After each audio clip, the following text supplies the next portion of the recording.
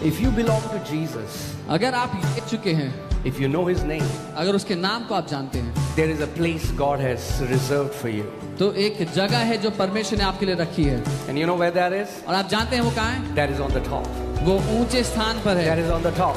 वो सबसे ऊंचे स्थान पर That is है। on the top. सबसे ऊंचे स्थान I पर। said that's your place. मैंने कहा वो Your आपकी place जगह is है। at the top. आपका स्थान Above ऊंची your जगह पर है। situations, हर परिस्थिति के above your ऊपर, limitations, आपकी सीमाओं के above your ऊपर, sicknesses, आपकी बीमारियों के above ऊपर, everything that the enemy brings against your life. हर एक बात जो दुश्मन God के विरोध में says, लाता है। I will keep him on high because he has known my name. परमेश्वर कहता है मैं उसे ऊंचे स्थान पर रखूंगा क्योंकि उसने मेरे नाम को जान लिया है। So when you get this revelation, what happens? You become bold as a lion to enter into the presence of God, and you will say, thank you, Father. I am righteous. I am holy. I am accepted. I am justified. I am a beloved son and a daughter of God because of the blood of Jesus that was shed on my behalf. और जब आप ये प्रकाशन पा देते हैं तो आप कह सकते हैं हियाव से परमेश्वर मैं धन्यवाद देता हूँ कि मैं आपका बेटा हूँ, आपकी बेटी हूँ। मैं धर्मी ठहराएगा, मुझ में कोई पाप या कोई धब्बा नहीं, यीशु के लहू के कारण। God, praise God. Hallelujah. Hallelujah. Are you happy? क्या आप आनंदित हैं? Are you excited? उत्साहित हैं? Amen. Praise God. प्रभु की स्तुति हो। Come on, tell your neighbor, your life shall never be the same again in Jesus' name. अपने पड़ोसी से कहें आपका जीवन वैसा नहीं रहता जैसा आप आए थे। Oh. Now, there are some people, I feel bad for you because the person on their right side turned to their right neighbor and person on their left side turned to the left neighbor and they're like, कुछ लोगों के दोनों तरफ के पड़ोसी उधर वाले पड़ोसी की ओर मुड़ गए और देखते रह गए कि कौन मुझे बताएगा। Amen. Even if your neighbor didn't tell you that, अगर आपके पड़ोसी ने आपको नहीं बताया तो भी there is an ever standby who always is by your side and he's speaking the word of life over you. एक है जो हमेशा आपके साथ दृढ़ खड़ा रहता है और जीवन के वचन आपसे कहता है। If you can hear, Jesus said, the Spirit of God is speaking to the churches even now. अगर आप सुन सके तो यीशु कहता है कि उसका आत्मा आज भी कलीसियाओं से बातचीत करता है। Amen. Amen.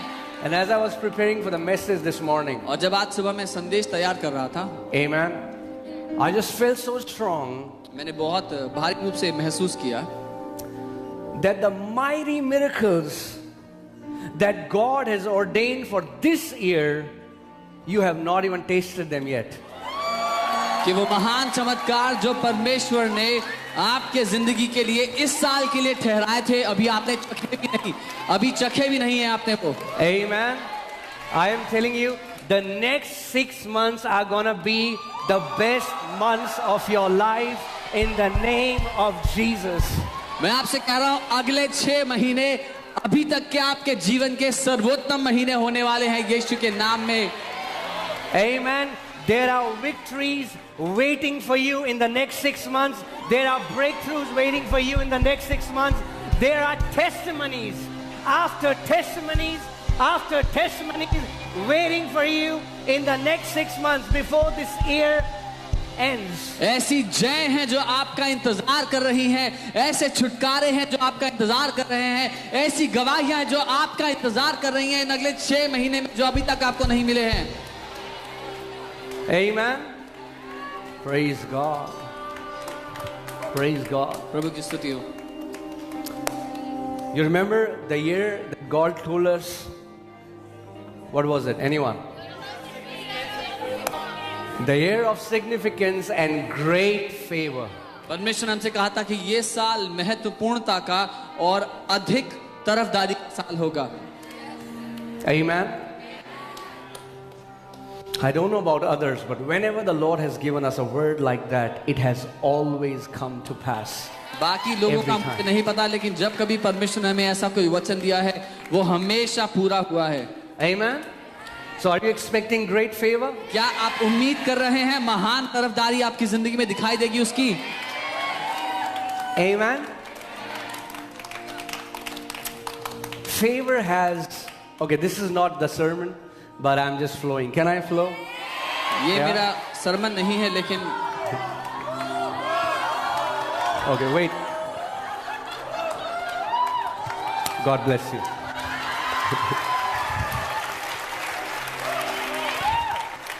Amen. Because what you're going to receive is much more powerful than any currency of this world.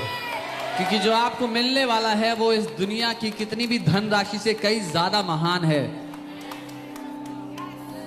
Amen. You know, some of you would know how aeroplanes fly. आप में से कुछ लोग जानते हैं कि एरोप्लेन्स कैसे उड़ते हैं।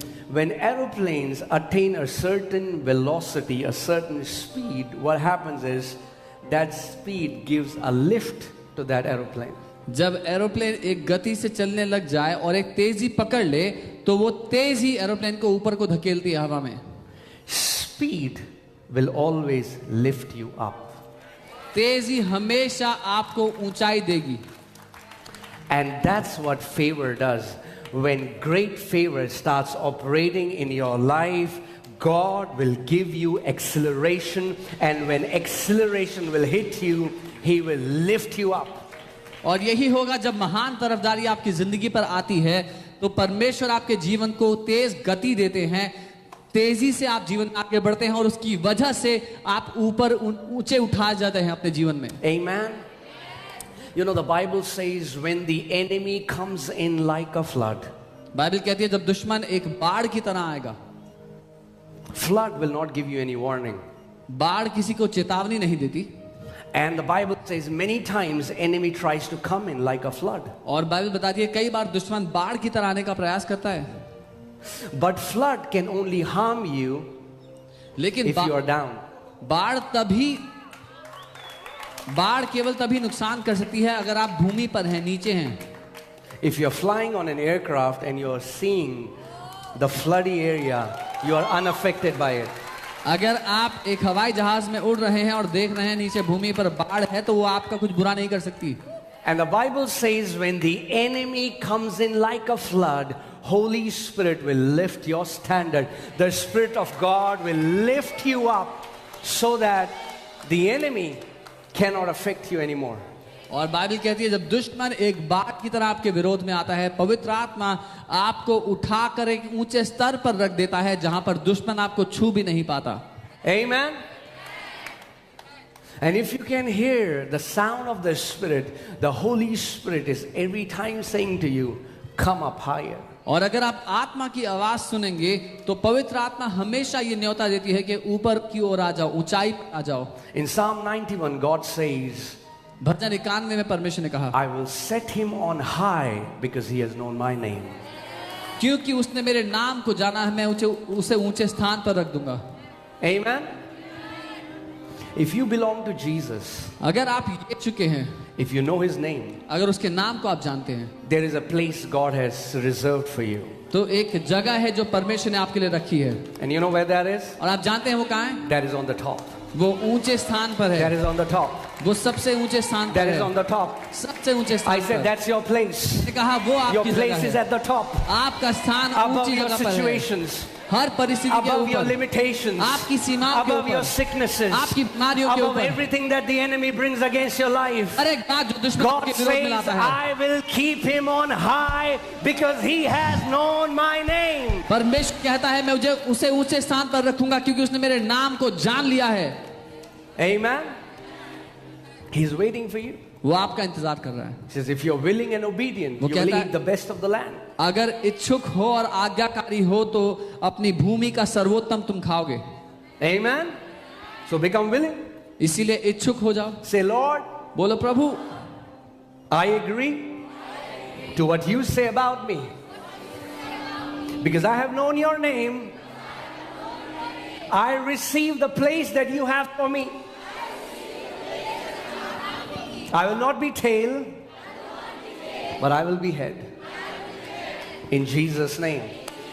Amen. कहे परमेश्वर मैं राजी होता हूं जो आप मेरे बारे में कहते हैं उसके साथ, क्योंकि आपने मुझे उठाकर एक ऊंचे स्थान पर रखा है। मैं पूंछ नहीं सर ठहरूंगा, यीशु के नाम में। आमीन। Amen. You can be seated, अपने स्थान पर आप बैठ सकते हैं, but keep standing in your spirit. लेकिन अपनी आत्मा में सचेत रहना। Amen. All right, praise God. So, you're blessed. आप आशीषित हैं। Amen. आमीन। You're blessed. आप आशीषित हैं, Because you're going to hear something that will transform not only you, but your generations. क्योंकि आप कुछ ऐसा सुनने वाले हैं जो ना केवल आपको लेकिन आपकी पीढ़ियों को बदल देगा। Amen. आमीन। So, we have spoken a lot about faith. हमने विश्वास के बारे में बहुत बात की है। We have spoken a lot about faith in the blessing, हमने उस आशीष पर विश्वास करने के बारे में बात की the है, goodness of God. परमेश्वर की भलाई के बारे में बात की है। And I think we need to talk a lot about faith in the blood.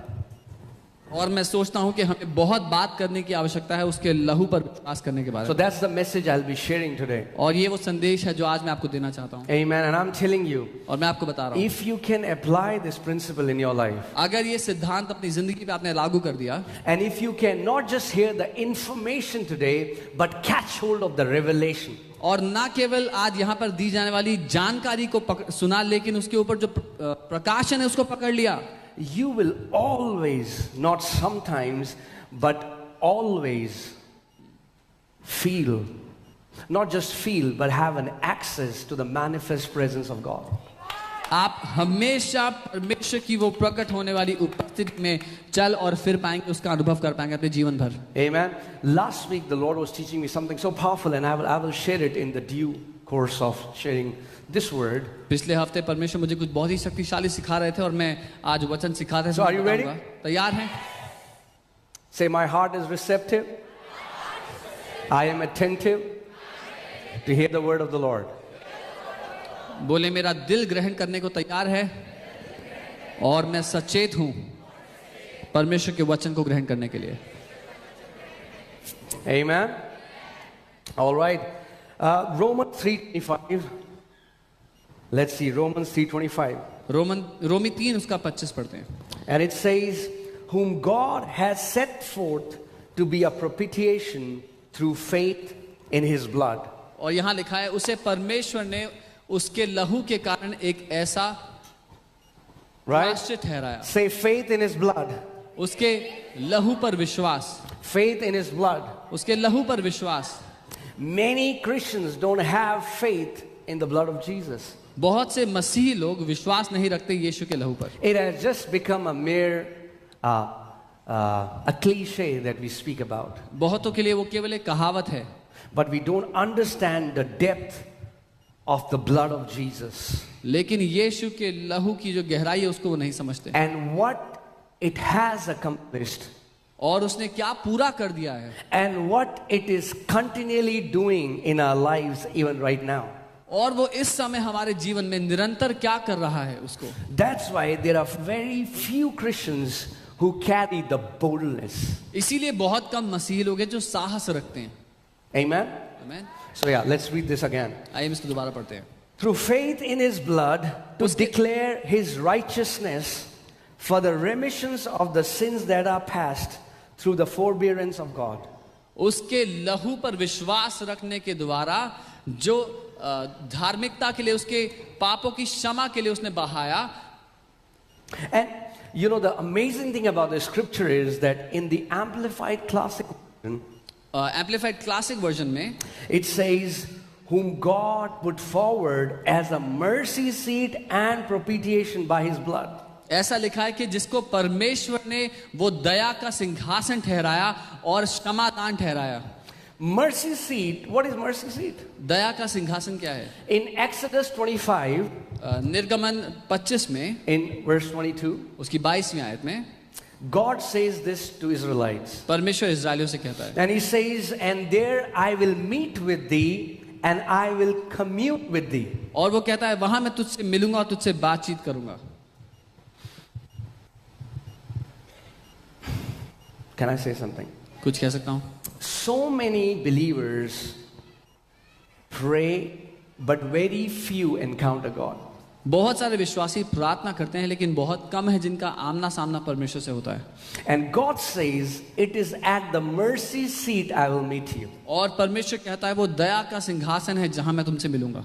So the location of God where you can meet him is the mercy seat. सो परमेश्वर का पता जहां आप उससे मिल सकते हैं वो दया का सिंहासन है. Let me say that again. मैं दोबारा कहता हूं. The location of God where you can meet him is the mercy seat. परमेश्वर का पता जहां आप उससे मिल सकते हैं वो दया का सिंहासन है. And God says, there at the mercy seat I will meet with thee. और परमेश्वर कहता है वहां उस दया के सिंहासन पर मैं तुझसे मिलूंगा. Amen. आमीन. And I will commune with thee. और तुझसे बात करूंगा. Mercy seat was the place where the blood was applied. दया का सिंहासन वो जगह है जहां पर लहू लगाया जाता था. Mercy seat was the place where God's glory was manifested. वो जगह है जहां परमेश्वर की महिमा नजर आती है. It is a place where you receive mercy for your failures. वो जगह है जहां अपनी नाकामियों के लिए आपको दया मिलती है. Amen. If you want to receive, अगर आप ग्रहण करना चाहते हैं, enjoy, आनंद लेना चाहते हैं and possess the full inheritance that belongs to you in Christ Jesus, it will only happen to you through the blood of Jesus. और कब्जा करना चाहते हैं उस पूरी विरासत पर जो यीशु में आपको दे दी गई, वो केवल यीशु के लहू के द्वारा ही हो पाएगा. And that's what religion has done. What happened is when there were believers who started to live holy, they started to live better than anyone else, their faith came on them rather than the blood. और धर्म ने यही किया, जब लोग अपने धार्मिक कामों पे, अपने भले कामों के भरोसे जीने लग गए दूसरों के बदले, दूसरों की तुलना में, तो उनका भरोसा अपने धार्मिक कामों पर आ गया. And that's why Christianity today is so powerless, because it has just become mere behavior modification. और इसीलिए आज मसीहत इतनी कमजोर हो गई है क्योंकि वो सिर्फ व्यवहार बदलने के बारे में बन गई. And we don't understand that we were never called to have faith in ourselves. We were called to have faith in the blood of Jesus that is alive and that is eternal. और हम ये नहीं समझते कि हम अपने कामों पर भरोसा करने के लिए, विश्वास करने के लिए नहीं बुलाए गए, लेकिन यीशु के लहू पर भरोसा करने के लिए बुलाए गए जो अनंत के लिए भाग चुका है. Amen. See, for example, you're fixing a meeting with someone. You say, Pastor, I want to meet you. Let's meet. Your second question should be, where should we meet? उदाहरण के लिए आप किसी से कहते हैं कि मैं आपसे मिलना चाहता हूँ और वो कहते हैं हाँ, तो दूसरा सवाल होगा कहाँ मिलना है. Where should we meet and what time should we meet? कहाँ मिले, कितने बजे मिले. Amen. And when you have an appointment with God, और जब परमेश्वर के साथ आपकी मुलाकात होती है, the address is mercy seat, उसका पता वो दया का सिंहासन and है, the time is whenever you are available.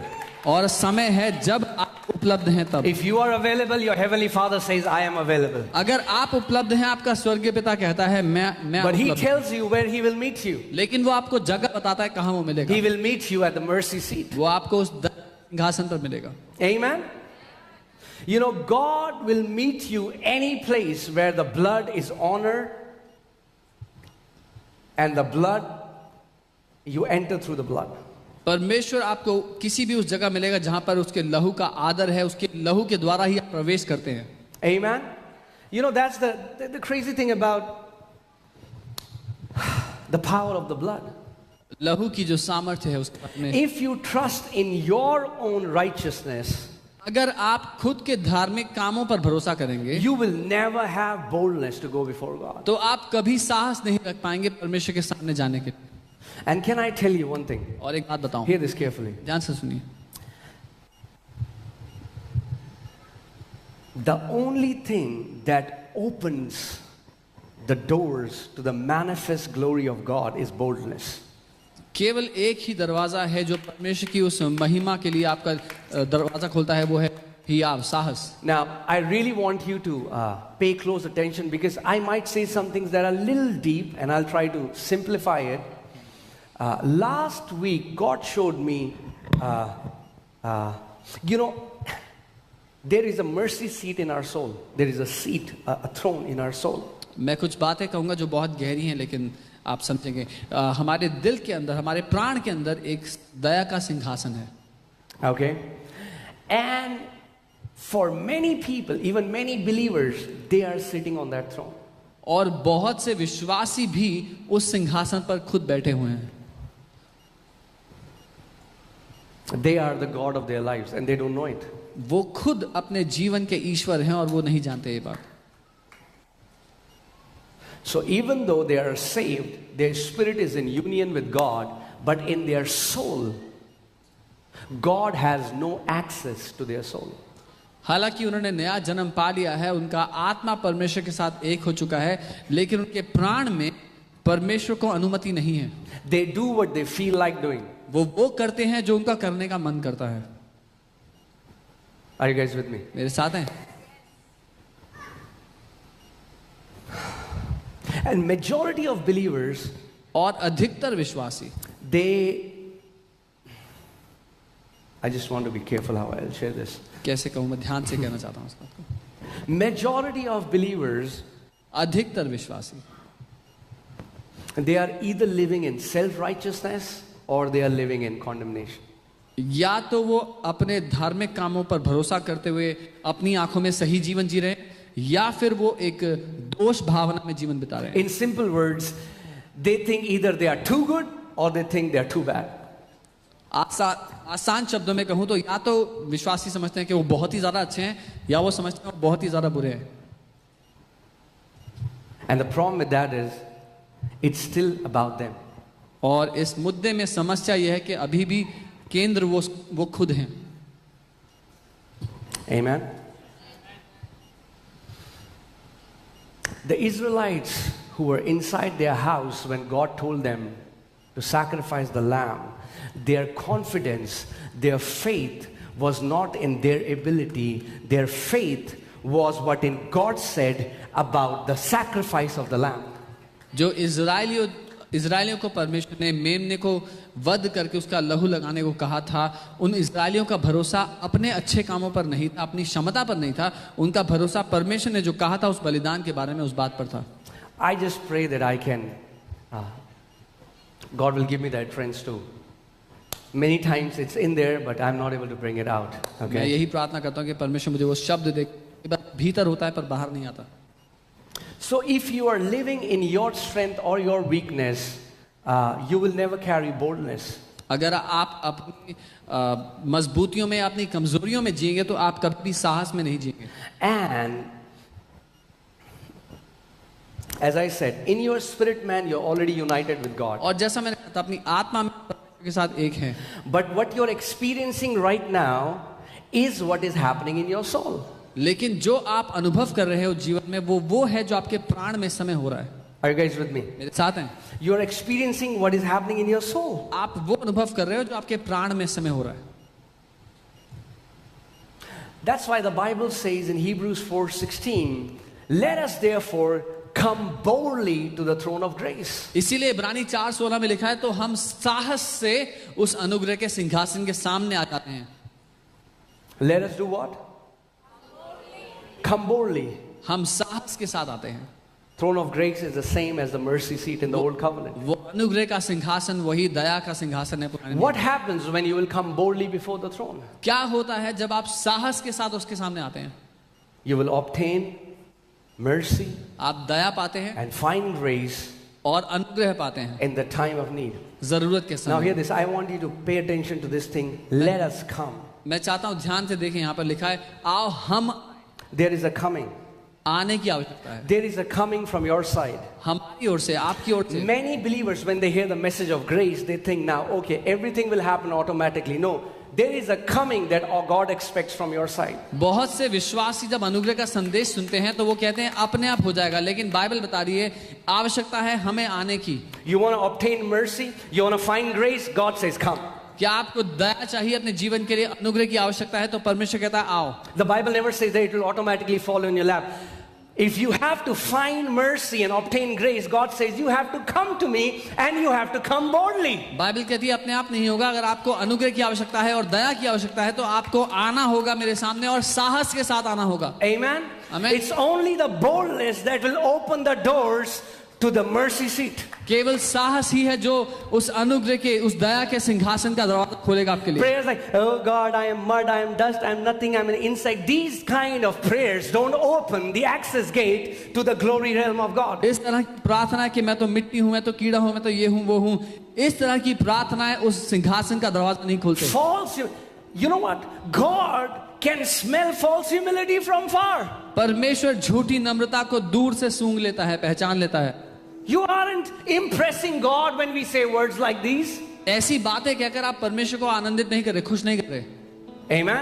आमीन। God says there is only one attitude that will allow you to enter in my presence in your soul, and that is when you come to me with boldness. परमेश्वर कहता है एक ही रवैया है जिसके द्वारा तुम मेरे सिंहासन के सामने आ सकते हो अपने उस प्राण में, और वो है साहस के साथ। Amen. Let us therefore, इसीलिए हम, whenever you read therefore in the Bible, you need to ask what is therefore. जब कभी बाइबल में आप पढ़ते हैं कि इसीलिए, तो आपको पता लगाना है किस लिए। Many times the Bible says therefore. Bible कहती है इसीलिए। So stop. रुक जाओ। Says why is therefore?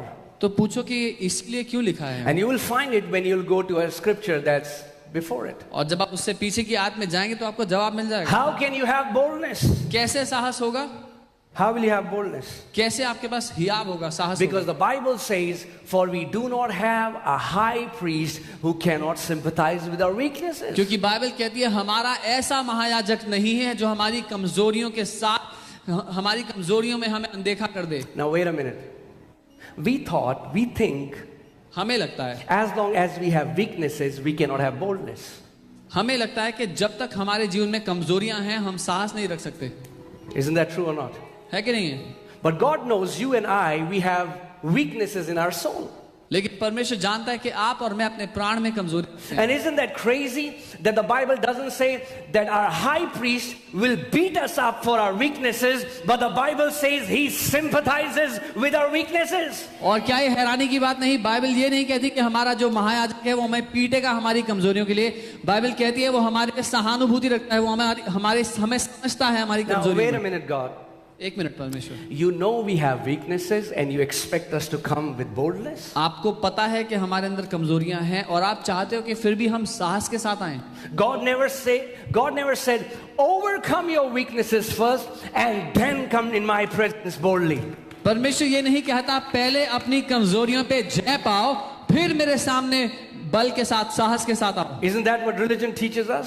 या ये नहीं जो धर्म हमें सिखाता है? But Bible is saying we have a high priest. Bible कह रही है हमारा एक महायाजक है। Praise God, we have a high priest. प्रभु की स्तुति हो, हमारा एक महायाजक है। And we have a high priest who was tempted in every way you and I are tempted. और हमारा एक ऐसा महायाजक है जिसकी हर उस बात में परीक्षा हुई जिसमें आपकी और मेरी परीक्षा होती है। And yet was without sin. और फिर भी वो बिना पाप के रहा। That means when you are tempted, इसका मतलब जब आप किसी परीक्षा में पड़ते हो, run to your high priest. अपने महायाजक के पास भाग जाओ। He will teach you how to overcome that temptation without sinning. वही आपको सिखा सकता है कि कैसे उस परीक्षा पर जय पानी है बिना पाप किए हुए। Amen. आमीन। And even if you fell, और अगर you उसमें stumbled, अगर आप लड़खड़ा भी गए, उस परीक्षा में गिर भी गए, he sympathizes you. वो आपके साथ सहानुभूति He रखता says, है। come on, वो कहता है I'm ऊपर आ going to जा, teach you. मैं तुझे If you hear सिखाऊंगा। my voice, अगर तुम मेरी if you आवाज को obey सुनो, my instruction, मेरी- if you follow the leading of my spirit, मेरी आत्मा के चलाए चले, मेरे निर्देशों को माने, I'm going to show you a way तो मैं तुझे रास्ता दिखाऊंगा that's out of this temptation जो इस परीक्षा से so बाहर that you can live निकालेगा, as an overcomer. ताकि जयवंत जीवन जी पाओ। Amen. आमीन। He was all points tempted as we are. He was in all points tempted as we are.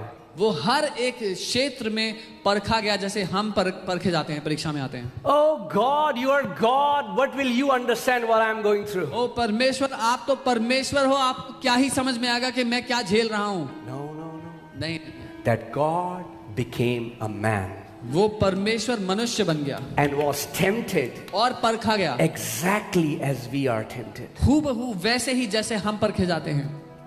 He was tempted. वो परखा गया, Any temptation that you can think of. जो कोई परीक्षा आप सोच सकते हैं, Think about that. Jesus was tempted with that temptation. यीशु उससे परखा गया था। सोच के देखें। And he sympathizes.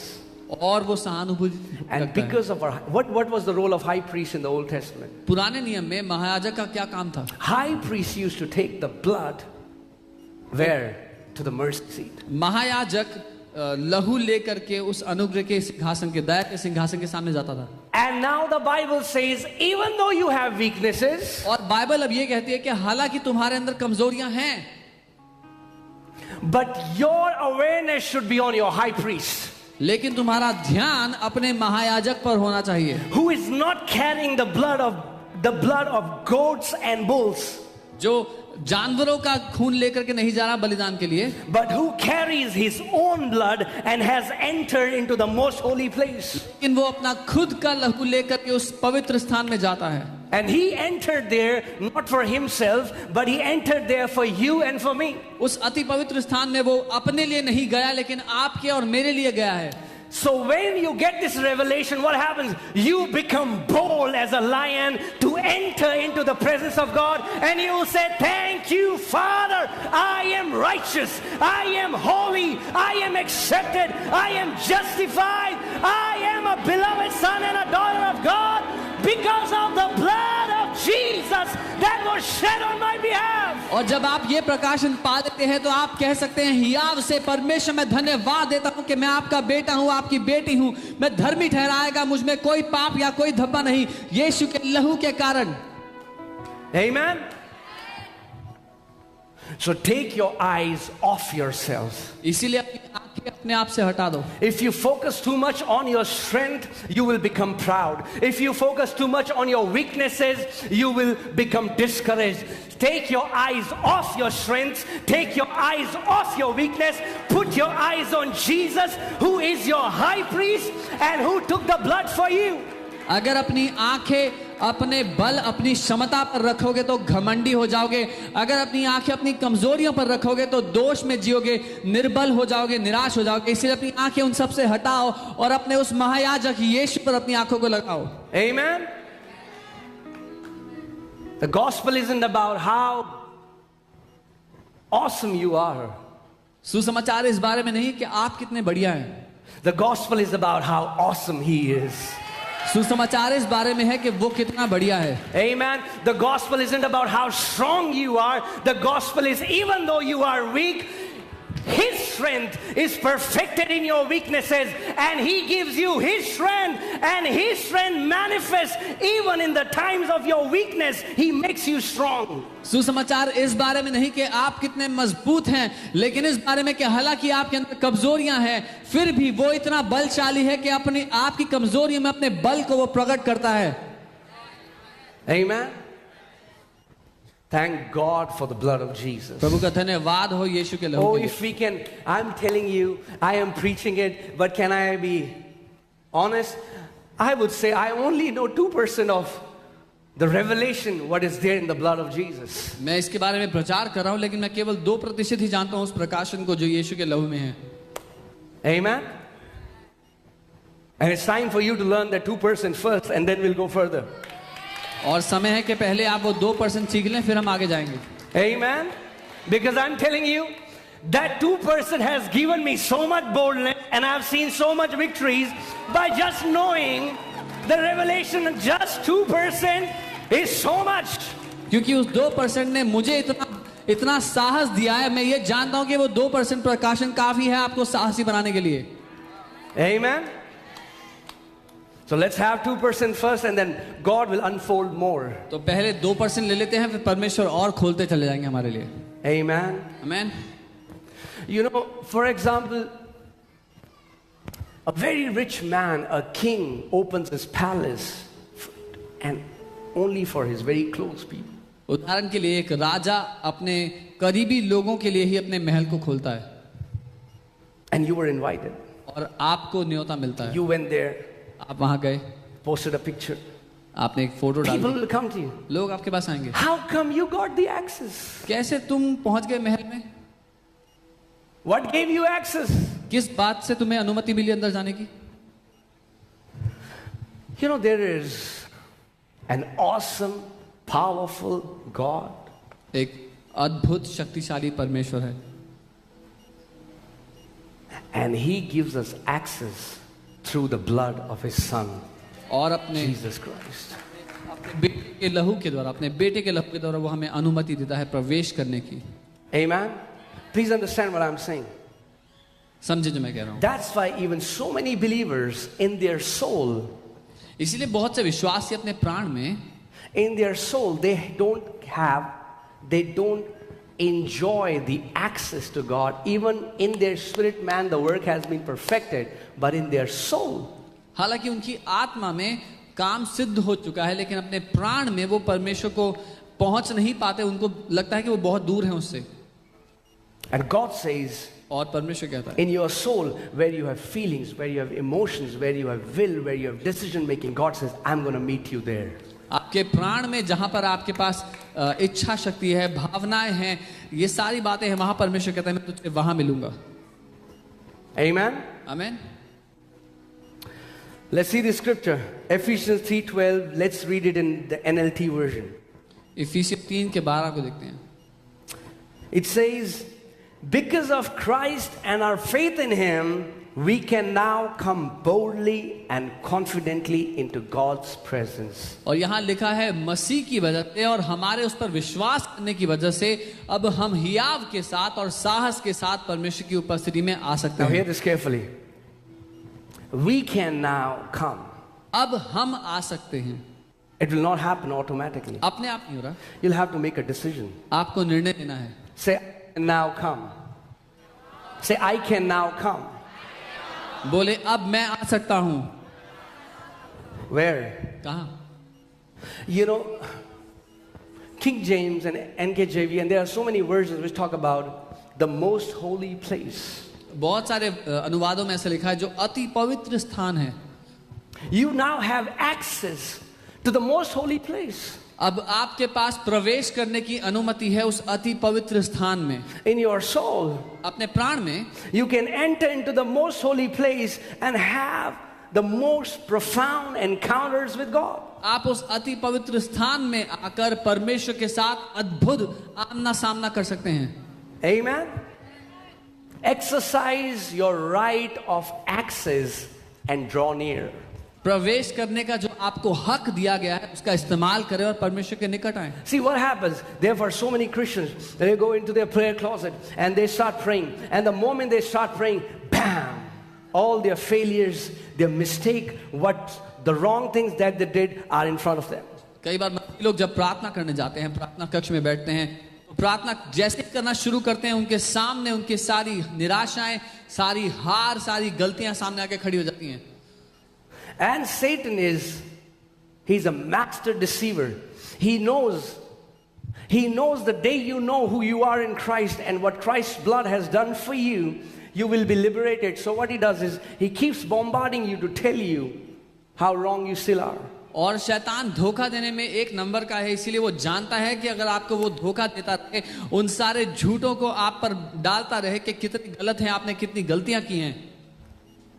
Amen. Now I'm about to tell you something. Are you ready for that? The main culprit is your conscience. और इस सब का जो दोषी है वो आपका खुद का विवेक। Okay.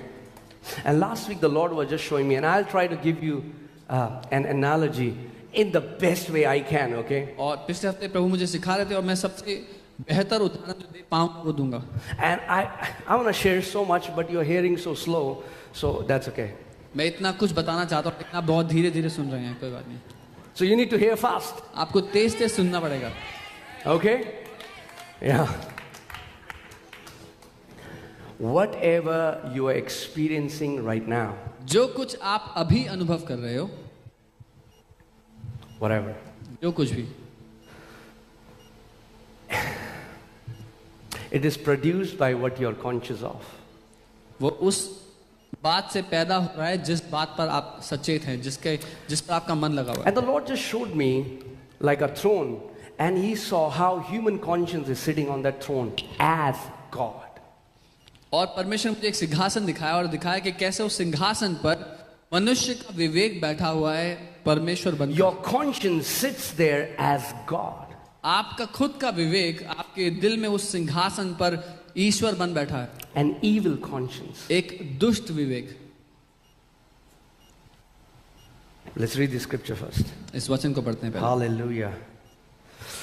Let us draw near. तो Are you seeing how many times Paul speaks about coming, drawing near, coming to the presence? This is Hebrews 10:22. इब्रानी 10 उसका 22। Hebrews 10:22. It says, "Let us draw near with a true heart in full assurance of faith." तो आओ हम सच्चे मन और पूरे विश्वास के साथ, Having our hearts sprinkled from an evil conscience. और विवेक का दोष दूर करने के लिए हृदय पर छिड़काव लेकर। Your conscience is to be sprinkled with the blood of Jesus. आपके विवेक पर लहू का छिड़काव आवश्यक है। Oh man, are you guys with me? Okay, let me share it this way. You know what Bible call consciousness? It's simply in today's term awareness. Bible जिसको विवेक कहती है वो आज की भाषा में कहे तो सचेतता है आपका। Okay, all right. So wherever your conscience focuses, that's consciousness. जिस किसी बात पर आपका विवेक ध्यान देता है उसी के लिए आप सचेत रहते हैं जीवन में। I want you to see your consciousness as light. और मैं चाहता हूं आपका जो सचेत रहना है उसको आप एक लाइट देखें। Wherever your consciousness is, that part is highlighted in your life. जहां पर भी आप सचेत हैं आपके जीवन में आपको वही नजर आता है। For example, this room is dark. कल्पना कीजिए पूरा कमरा अंधेरा है। Okay? There are speakers here, and you are going there with a torch light. और यहाँ पे स्पीकर हैं और सामान है और आप टॉर्च लाइट लेके जा रहे हैं। And you put the light on the speaker. और आपने वो लाइट स्पीकर पे की। What do you see? क्या दिखेगा?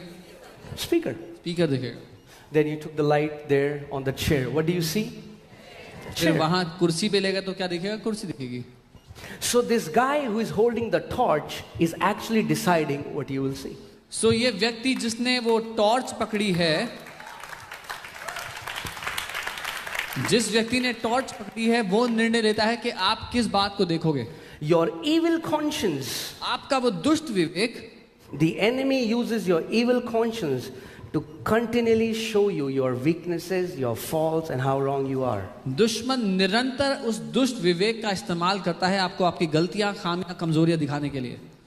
Now hear this. सुनिए, I've told you before that everybody of us, every one of us, everyone in this world is either experiencing a portion of heaven or is experiencing a portion of hell. और मैंने पहले भी बताया कि हम में से हर कोई इस पृथ्वी पे हर कोई व्यक्ति या तो स्वर्ग का एक अंश अनुभव कर रहा है या फिर नरक का एक अंश अनुभव कर रहा है अपने जीवन में। Now,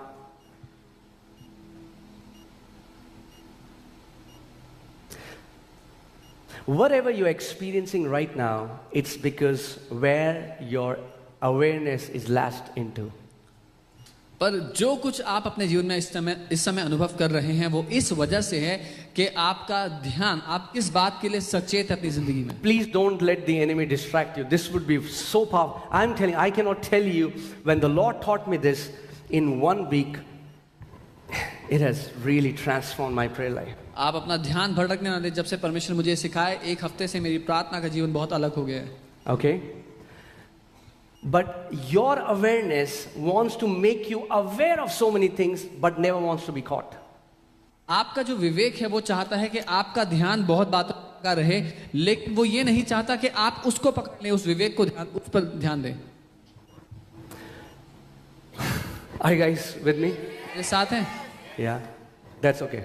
I'll be here until you get it. जब तक नहीं समझ में आएगा Not stop the service. सभा को रोकूंगा नहीं। Okay.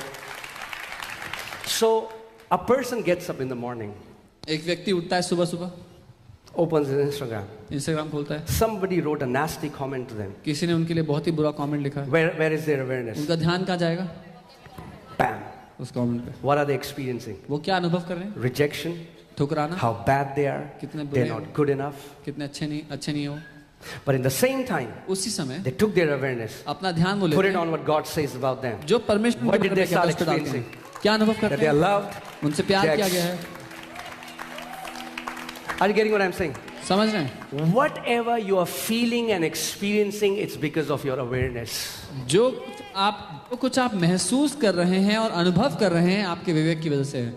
आपका सचेत रहना किस बात पर आपका ध्यान है। That's why a person bought a car and got scratched, इसीलिए एक व्यक्ति ने गाड़ी ली, उस पर स्क्रैच आ गया, and it's a new car. एक नई गाड़ी है। The scratch not only went on that car, it went inside in their heart. वो स्क्रैच उनकी गाड़ी पे नहीं, उनके दिल पे पड़ा है।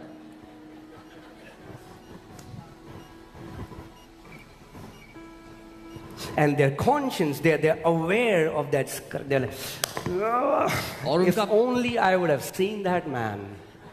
और उनका I would पूरा have- ध्यान उस स्क्रैच पर है कि अगर मैंने उस इंसान को देख लिया होता पहले ही I would have given him a scratch.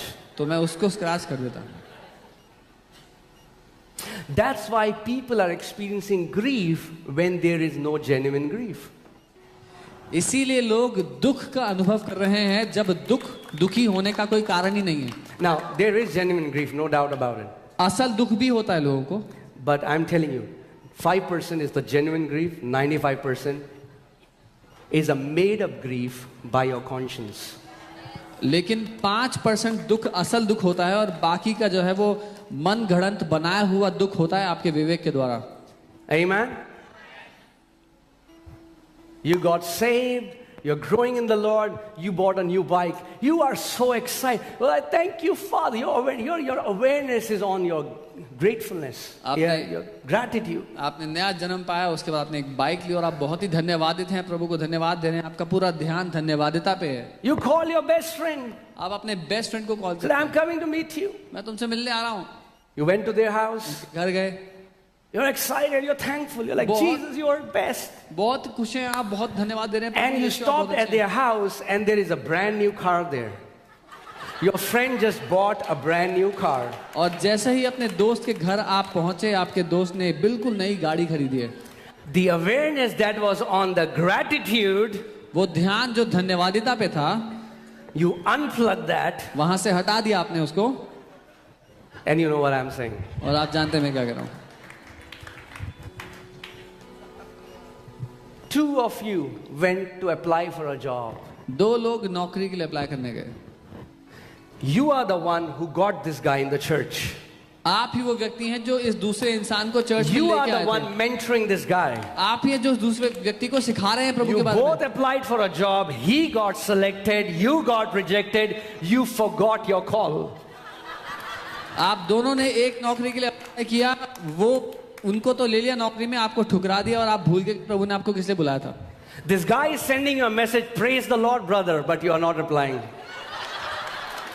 अब ये भाई आपको मैसेज कह रहा है जय मसीह की भाई, और आप कोई रिप्लाई नहीं कर रहे हैं। You're getting what I'm saying, right? आप समझ रहे हैं? You are experiencing hell right now. आप इस समय नरक का अनुभव कर रहे हैं। What do people experience in hell? Jealousy, bitterness, competition, all these things. You have started to experience it even though nothing bad happened to you. But because your awareness went there, you experience what you're aware of. और नरक में लोग क्या अनुभव करते हैं? ईर्ष्या, जलन, प्रतिस्पर्धा, और वो सब अपने जीवन में आप इसलिए कर रहे हैं क्योंकि आपका ध्यान उस बात पर चला गया है। Display team, can you put it on the screen? You experience what you're aware of.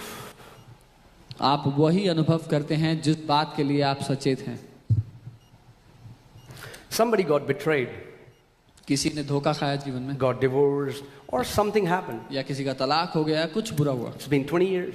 20 साल हो गए इस बात को। They are still aware of that betrayal. वो अभी भी उस धोखे को लेके बैठे हुए हैं। Even though it's been 20 years, every day it's fresh. They experience it because their awareness it's latched to that event. हालांकि 20 साल बीत गए हैं, लेकिन उनके लिए वो बात बिल्कुल ताजी है क्योंकि उनका पूरा ध्यान वो सिर्फ उसी बात पर लगा हुआ है। So hear this. सुनिए, Some people say, I felt that because that is what happened to me. That's not right. कुछ लोग कहते हैं मुझे इसीलिए ऐसा महसूस होता है क्योंकि मेरे साथ ऐसा हुआ था। You are experiencing that because that is what you are aware of. नहीं, आप इसलिए वो अनुभव कर रहे हैं क्योंकि आपका ध्यान उस बात पर है।